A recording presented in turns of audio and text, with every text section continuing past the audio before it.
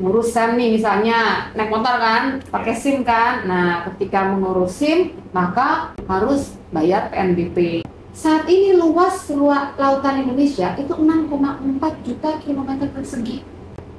Wow, Amazing kan? Luas banget gitu loh. Gimana dengan sumber daya yang ada di dalamnya? Di 2023, angka ini adalah 23,2% dari total penerimaan negara. Ke pasar beli buah. Cakep. Wah. udah gitu doang. PNBP Malasan. Hai Besti PNBP, welcome to the first episode of Inti PNBP. Dengan saya Nana, Dan saya Samuel. kita lagi fokus belajar PNBP. Nah, dari tadi kita ngomongin PNBP, nama podcast kita juga Inti PNBP, tapi kita belum tahu nih PNBP itu apa. Nah, untuk itu langsung aja kita tanya langsung ke narasumber kita, Ibu Rahayu Puspasari, Direktur PNBP SD dan KND. Selamat datang Ibu. Terima Apa kasih. kabar? Baik, apa kabar nih Nana? Apa kabar? Sehat, sehat. Lagi fokus banget. Oh iya, belajar. Kalau saya lagi apa nih bisa Sibuk optimalisasi. lagi sibuk Widih. optimalkan PNBP. Keren banget. Lagi extra effort ya, Bu. Lagi extra effort. Keren banget. Nah, Bu, dari tadi kan kita nyebutin PNBP nih. Nama podcast kita juga Inti PNBP. Tapi mungkin banyak besti-besti yang belum tahu nih PNBP itu apa gitu. Mungkin bisa dijelaskan Bu, PNBP itu apa gitu, dan di mana sih posnya di APBN? Oke, makasih, bagus nih pertanyaan pembukanya nih, supaya kita sama pemahamannya apa sih sebenarnya penerimaan negara bukan pajak, apa yang biasa disebut dengan PNBP. Kenapa? Karena orang taunya pajak lagi, bea cukai. Orang nggak terlalu paham apa PNBP. Jadi begini Nana, Besti, yang namanya negara ketika kita menyelenggarakan pembangunan ya, itu kan membutuhkan biaya, membutuhkan anggaran. Nah, penganggaran itu berasal dari mana? Untuk membangun tadi berasal dari penerimaan negara. Sumber penerimaan negara itu berasal dari mana saja? Satu, dari pajak ya. Jadi dipungutlah dari aktivitas yang ada di masyarakat ya, baik individu maupun korporasi, badan usaha gitu. Nah, selain itu ada lagi kepabeanan. Kalau pajak kan berarti penerimaan pajak itu berarti berasal dari pajak dan juga kepabeanan atau orang biasa tahunya bea cukai gitu kan. Nah, selain itu ada satu lagi, yaitu penerimaan negara bukan pajak. Apa ini PNBP? Yaitu pungutan yang dibayarkan baik oleh individu maupun oleh badan usaha ya, perusahaan dalam hal ini misalnya gitu ya, yang diperoleh karena mereka memperoleh manfaat baik langsung ataupun tidak langsung dari satu pelayanan yang mereka terima atau dari pemanfaatan sumber daya alam gitu. Nah, pungutan inilah yang kemudian disebut dengan PNBP tadi. Tapi menarik nih Bu, tadi kan Ibu menjelaskan kalau pungutan yang diambil tuh langsung, jadi ada pelayanan langsung yang bisa diterima oleh masyarakat gitu ya Bu ya. Nah, itu tadi menarik Bu, Ibu kan menyebutkan bahwa PNBP itu dipungut atas pelayanan langsung maupun tidak langsung. Tapi kenapa ya jadi kayak kurang populer gitu dibandingkan pajak yang justru dipungutnya itu di belakang gitu? Oh ya, oke. Jadi karakteristiknya memang berbeda ya. Kalau kita bicara PNBP, hampir kegiatan itu adanya di aspek hulu nih. Contohnya misalnya di dalam pengelolaan sumber daya alam. Ketika eksploitasi dilakukan dan kemudian produksi itu terjadi ya, diangkat ke bumi itu misalnya batu bara, nikel, migas ya, minyak dan gas. Disitulah kemudian ada bagian negara yang kemudian disetorkan kepada negara. Kalau batu bara namanya royalti misalnya. Nah, di situ kemudian disebut langsung. Atau misalnya kalau dia berasal dari layanan yang diterima. Ngurus SIM nih misalnya, naik motor kan, pakai SIM kan. Nah, ketika mengurus SIM, maka harus bayar PNBP. Oh, jadi SIM itu juga ini ya Bu ya? SIM PNBP, SIM, paspor. Jadi kalau misalnya nih, saya mau ngurus paspor misalnya gitu ya, maka ketika pergi ke kantor imigrasi, sudah diproses segala macam, terakhir tinggal bayar. Nanti saya pasti akan diberikan tuh apa tuh QR atau kode yang kemudian harus store langsung. Nah, ini namanya store langsung ke negara melalui nanti ada tuh aplikasi Simponi atau misalnya melalui bendahara. Disitulah yang disebut dengan store langsung ke kas negaranya. Lu punya paspor nggak? Punya dong.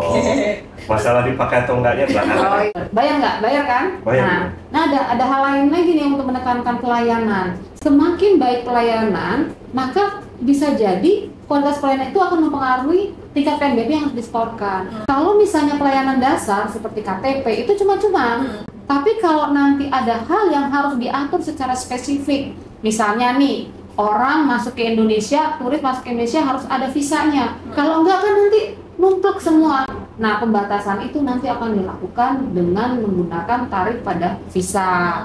Nah, itu contoh jenis PNBP yang dalam hal ini diperoleh hasil dari menerima layanan. Tapi ada yang mungkin jadi salah satu apa ya, keresahan di banyak masyarakat itu kalau lagi bikin paspor tuh kan ada yang bayar murah tapi jadinya agak lama, terus ada yang bayar mahal ya. Ada yang bayar mahal berapa ya? 1 juta Jadi kalau nggak salah ya. seperti nggak distandarkan. Iya. Oh, Justru jadi kayak nggak fair gitu ya. Justru ini yang distandarkan. Jadi suatu kali saya sendiri di pengalaman pribadi, meskipun saya direktur, saya antri ya. Sibuk. Coba yang baik ini. Saya pergi pagi-pagi itu ke kantor imigrasi yang ada di mana, di Kemayoran ya, Kemayoran, antri ini. Terus begitu di antrian langsung menemui mbak-mbaknya itu, mbak-mbaknya nanya persyaratannya mana, terus dilihat, oh udah lengkap. Ibu mau yang selesai 1 hari? Oh bisa mbak? Oh mau dong. Hebat banget gitu ya orang ngasih syarat lengkap kalau 1 hari selesai. Oh dengan sukacita loh, kita butuhnya masih 2 minggu 3 minggu tapi 1 hari selesai, why not gitu. Ya udah diurus segala macam, ntar disuruh bayar. Jadi begitu saya naik ke atas, bisa berkas konfirmasi interview lah ya, foto, begitu bayar lihat tagihannya. Tapi bukan itu intinya. Intinya adalah makin cepat pelayanan yang dibutuhkan, maka kita bisa memberikan kontribusi lebih gitu. Nah, ini menurut saya fair banget. Kalau misalnya Sam butuh harus keluar negerinya besok dibandingkan dengan kita nggak butuh cepet-cepet gitu ya. Menurut saya fair. Yang butuh cepat, maka dia harus memberikan lebih banyak setoran PNBP. Jadi menyesuaikan kebutuhan masyarakat juga ya Bu ya. Kalau Sam sih bikin tapi nanti aja Bu ke luar negerinya. Jadi nggak perlu yang cepet-cepet ya. Belum tahu juga mau pergi kapan. Tadi kan Ibu udah cukup panjang lebar lah menjelaskan mengenai apa itu PNBP, kan dia juga termasuk salah satu jenis pendapatan negara ya Bu ya. Nah, yang ada nggak sih karakteristik unik dari PNBP yang membedakan dia dengan pajak yang membuat dia spesial? Iya. Jadi betul, PNBP ini ada karakteristik yang unik di situ. Pertama, kalau kita bicara penerimaan, maka seolah-olah harus sebanyak-banyaknya gitu kan, dikumpulkan sebanyak-banyaknya. Itu kalau kita bicara peran PNBP sebagai fungsi budgetary ya, penganggaran. Jadi dioptimalkanlah penerimaan negara itu. Tapi ternyata bukan itu satu-satunya fungsi. Fungsi yang kedua yang justru ini sangat penting adalah fungsi regulatory. Dia mengendalikan. Contohnya, ketika hutan merupakan salah satu sumber daya alam yang mana boleh dieksploitasi. Kalau yang dipikirkan itu adalah mengumpulkan PNBP sebanyak-banyaknya, habis dong hutan kita karena kemudian sebanyak-banyaknya dieksploitasi. Itu enggak. Nah, di situ ada yang disebut dengan fungsi regulatory, di mana kemudian ketika misalnya seorang pengusaha memperoleh izin usaha ini, maka kemudian dia harus membayar yang disebut dengan dana rehabilitasi. Dana rehabilitasi ini merupakan PNBP. Perannya untuk apa? Untuk memastikan ada sustainability, kelestarian, ada uang yang disisihkan nanti untuk memelihara kelestarian lingkungan. Di sisi pelayanan contohnya, kenapa ada SIM, kenapa ada paspor, itu juga jelas fungsi regulatory. Kalau enggak, setiap orang bisa naik motor.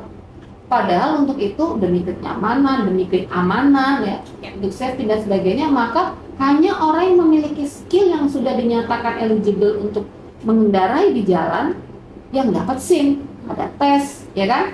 Nah, seperti itu. Atau misalnya paspor atau visa. Visa itu kalau kita mau mendatangkan turis sebanyak-banyaknya, dibuka tuh. Jadi nanti ada layanan visa on arrival atau ada kemudahan, bahkan visanya gratis misalnya untuk negara-negara tertentu yang disasar. Tapi kalau itu tidak dikenakan PNBP, nanti siapa saja bisa datang, tumplek lah gitu. Ya kan, turis ke sini, nah itu nggak diperbolehkan, itu tidak demikian. Nah, jadi banyak sekali hal-hal yang kita perlu kendalikan dan itu dilakukan melalui pengaturan PNBP ini. Ngomong aja. Saya terkagum-kagum dengan penjelasan Ibu Puspa loh. Penjelasan apa ibunya? Cantik banget soalnya. Kalau bisa digambarkan dengan pantun cuma Apa tuh? ke pasar beli buah. Cakep. Wah, Udah gitu doang. Udah gitu doang. agak minimalis Bu pantun. Mohon maaf. Maaf ya Bu, ini emang usianya masih muda tapi joknya udah bapak-bapak banget. Aduh, Iya. ya Allah ya Allah. Ya Allah. Pendek banget. Ya, emang umur gak usah bohong Bu. Saya masih muda deh Bu, cuma joknya udah bapak-bapak banget. Aduh, ya. Kebanyakan bergaul sama bapak-bapak. Ini penonton karena nggak ada di studio, kalau ada di studio kecil bawa minyak angin, bawa balsam. Ya. Kalau udah umur gimana ya? Dopingnya dua, dia itu Bu, minyak-minyakan gitu Bu, yang di Oh. sini. Oh gitu, itu Iya. nggak kena PNBP kalau minyak Oh itu. aman. Nggak kena PNBP minyak itu. Ya, oke.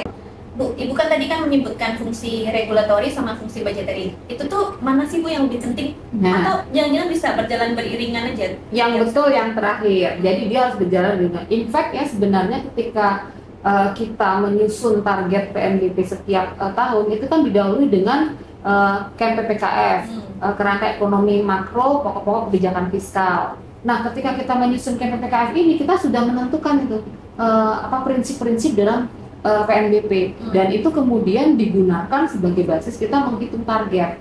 Jadi contohnya nih ya, kalau di sumber daya perikanan contohnya, itu dikenal yang disebut dengan PIT atau penangkapan ikan terukur.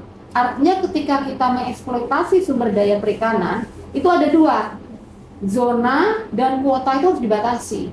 Jadi nggak bisa semena-mena menangkap semua ikan, nggak boleh gitu. Besok gimana keberlangsungannya itu harus dibatasi.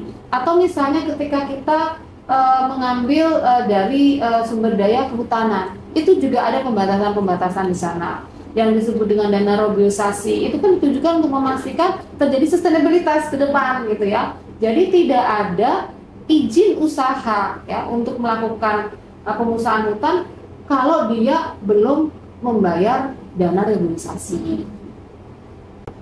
Oke, dari penjelasan yang sudah Bu Puspa sampaikan, jadi intinya kenapa sih PNBP itu sebegitu pentingnya?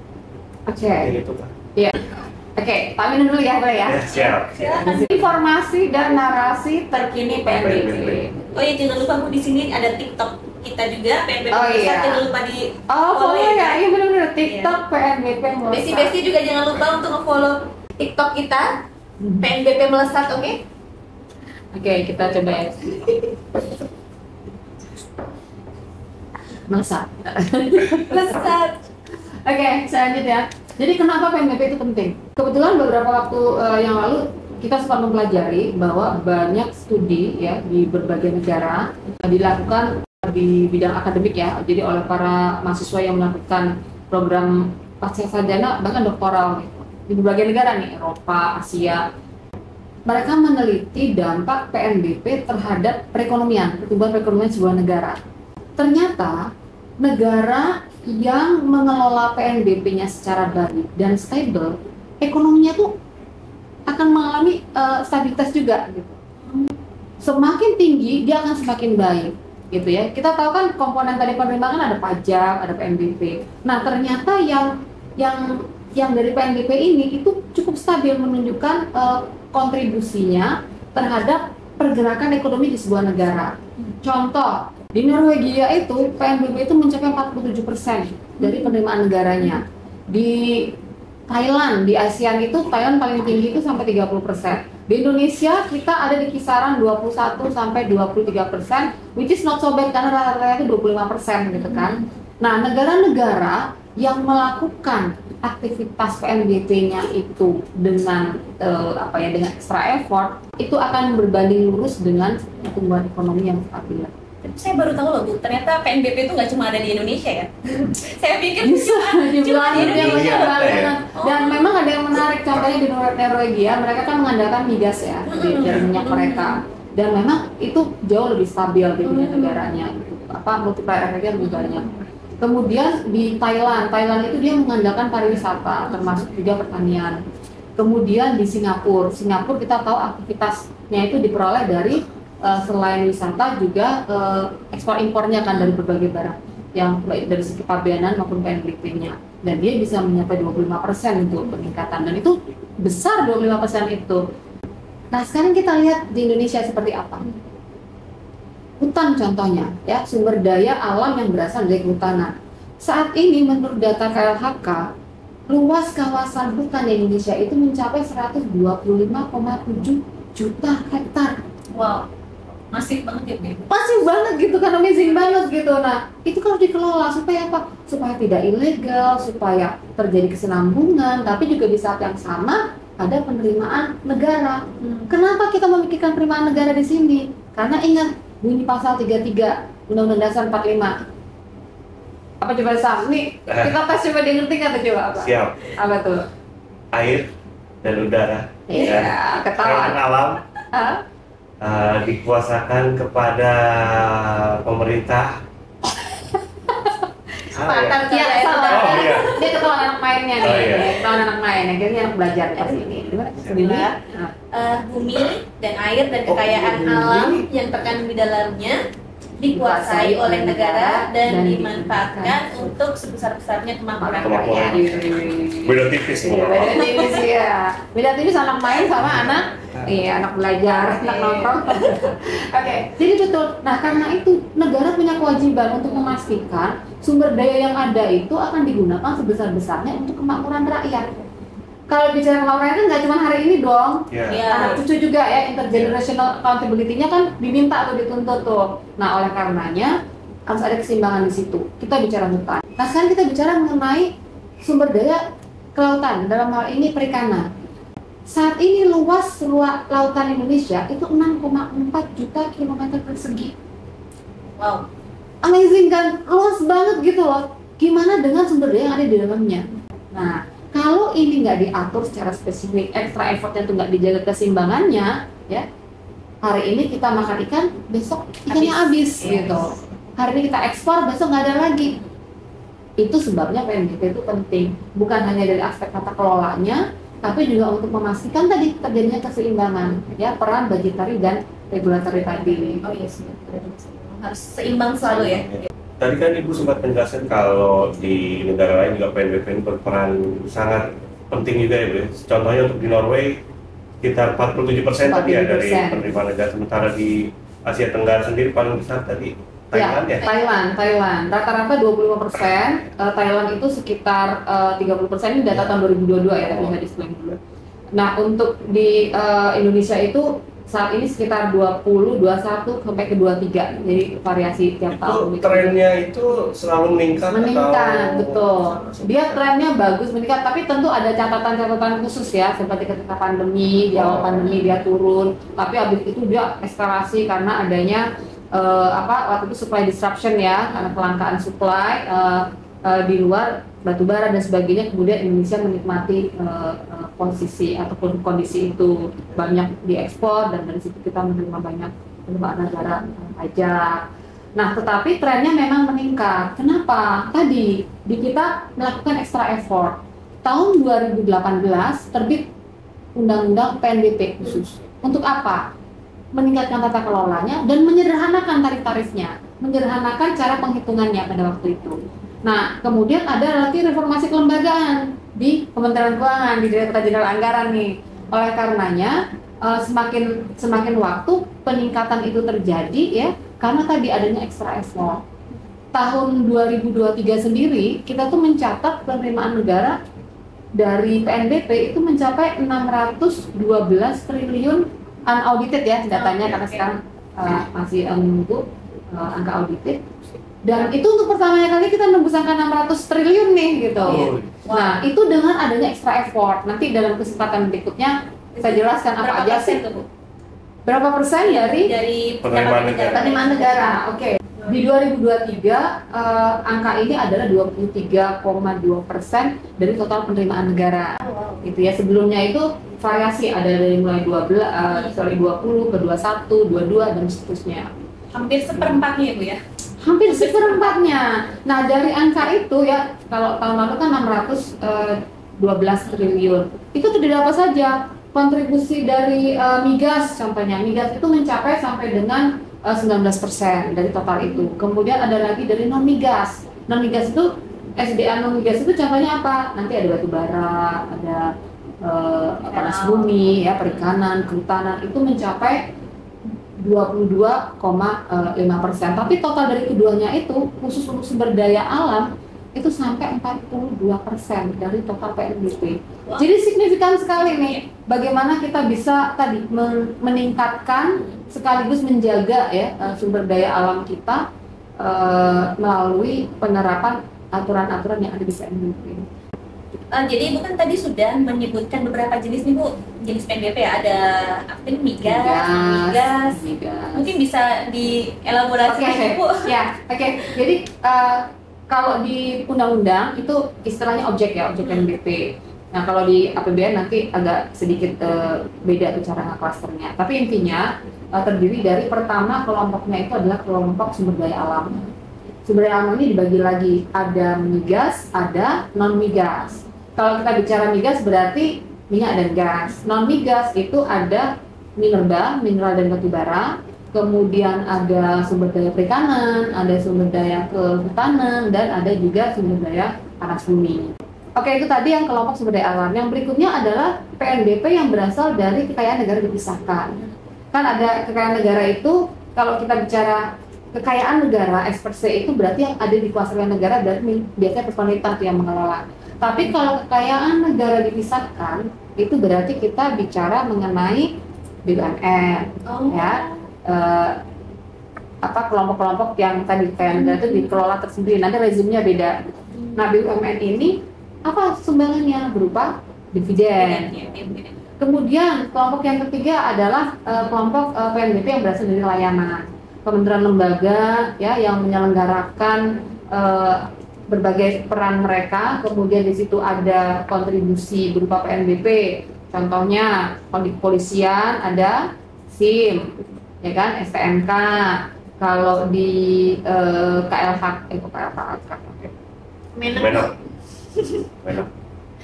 Kalau Kemenak, kalau yang basic aku tahu banget itu pasti Kemenak ya. Kenapa tuh? Nikah, talak, cerai itu semuanya maksudnya ke negara. Kemudian pengurusan misalnya tanah tuh ya. Nah, sertifikat tanah gitu kan, itu juga menjadi dari BPN, itu juga menjadi bentuk pelayanan yang kemudian nanti masuk ke kas negara, masuk jadi PNBP.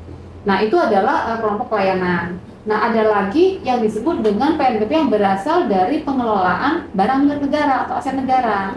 Jadi kalau misalnya ada tanah atau gedung-gedung negara yang kemudian dioptimalkan penggunaannya melalui pemanfaatan, ya kerjasama dengan pihak ketiga di luar pemerintah, maka akan ada kontribusi itu, ya kan?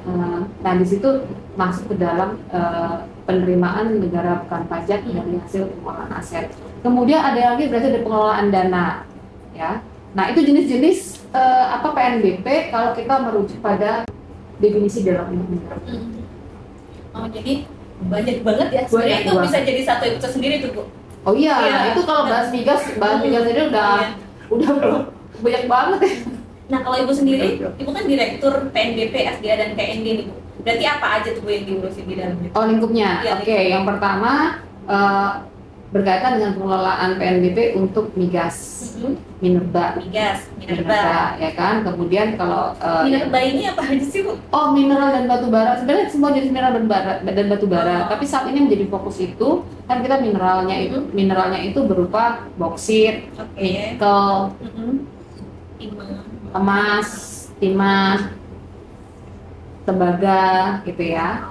Nah, kemudian sudah itu sumber daya perikanan, sumber daya kehutanan. Itu yang sumber daya alam. Tapi kalau misalnya nih kayak LHK contohnya masih ada, dia juga melakukan layanan kan.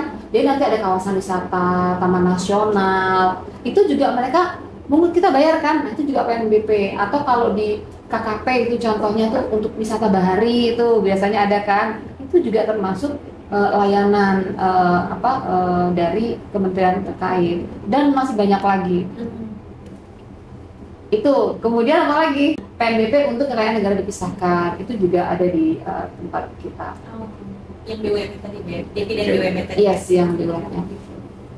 Oh, jadi sebanyak itu ya, seluas itu ya. Oke, Besti, kita udah ngobrol-ngobrol banyak mengenai PNBP di acara Inti PNBP ini. Untuk tahu lebih banyak, ikuti terus episode-episode selanjutnya. Extra effort.